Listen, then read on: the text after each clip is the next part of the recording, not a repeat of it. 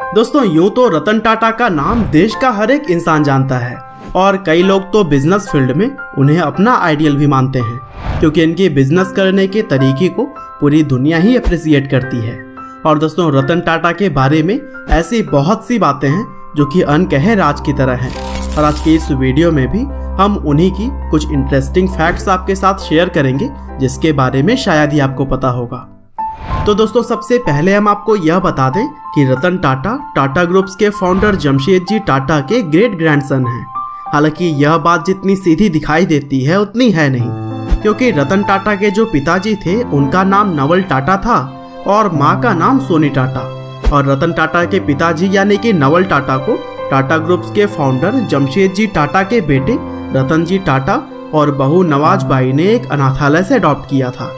हालांकि रतन टाटा जब 10 साल के थे तब उनके माता पिता अलग हो गए, जिसके बाद उनकी ग्रैंड मदर यानी कि नवाज बाई ने ही उनका पालन पोषण किया। और दोस्तों अगर हम रतन टाटा जी के एजुकेशन की बात करें तो उन्होंने न्यूयॉर्क के कॉर्नेल यूनिवर्सिटी से अपने आर्किटेक्ट की डिग्री ली और इसी वजह से उन्होंने आर्किटेक्ट बनने के लिए प्रैक्टिस करनी भी शुरू कर दी थी। हालांकि किस्मत को तो कुछ और ही मंजूर था, क्योंकि समय बीतने के साथ उन्होंने अपने इस सपने को ड्रॉप करके फैमिली बिजनेस ज्वाइन करना ही सही समझा। हालांकि इस बीच उन्हें IBM कंपनी से जॉब का भी ऑफर आया, लेकिन उसे उन्होंने ठुकरा दिया था। और फिर यह ऑफर ठुकराने के बाद रतन टाटा ने अपनी पहली जॉब 1961 में टाटा स्टील में की, जहां पर वह ब्लास्टर फर्नेस और लाइमस्टोन पत्थरों की सप्लाई को मैनेज किया करते थे। हालांकि इस छोटे से पद से शुरुआत करने के बाद 1991 में जब रतन टाटा टाटा ग्रुप के चेयरमैन बने, तब उन्होंने अपने बिजनेस स्किल्स के जरिए अगले 21 सालों में टाटा ग्रुप को इंटरनेशनल लेवल पर पहचान दिलाई। और दोस्तों टाटा ग्रुप के अंदर रतन टाटा के योगदान का अंदाजा आप ऐसे लगा सकते हैं कि उनके नेतृत्व में टाटा ग्रुप ने 40 गुना तक ग्रोथ किया। और रही बात फायदे की, तो यहाँ भी उस समय के हिसाब से फायदा 50 गुना तक बढ़ चुका था।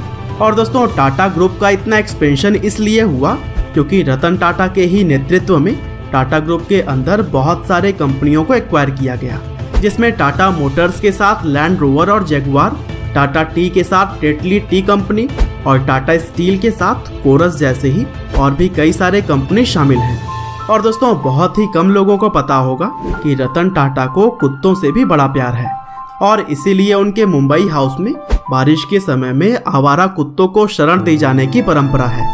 दरअसल वहां पर गली के आवारा कुत्तों के लिए कई सारे कमरे बनाए गए हैं और इसके अंदर उन कुत्तों के लिए हर वो सुविधा है जो कि उन्हें चाहिए होती है। और दोस्तों इस बात से आप अंदाजा लगा ही सकते हैं कि रतन टाटा किस तरह के डॉग लवर हैं। हालांकि उनके 2 खुद के डॉग्स भी हैं जिनका नाम टीटो और मैक्सिमम है।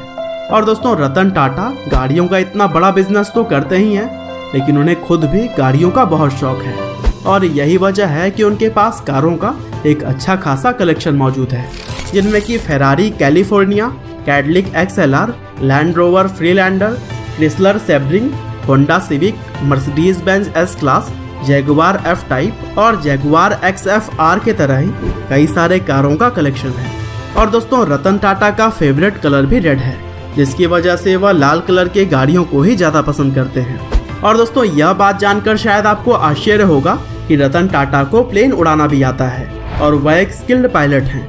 यहाँ तक कि F-16 फाइटिंग फॉल्कन को भी उड़ाने वाले रतन टाटा ही पहले भारतीय हैं, और वे शुरू से ही कहते आए हैं कि जब वे टाटा ग्रुप से रिटायरमेंट ले लेंगे तब अपने प्लेन उड़ाने के शौक को पूरा करेंगे।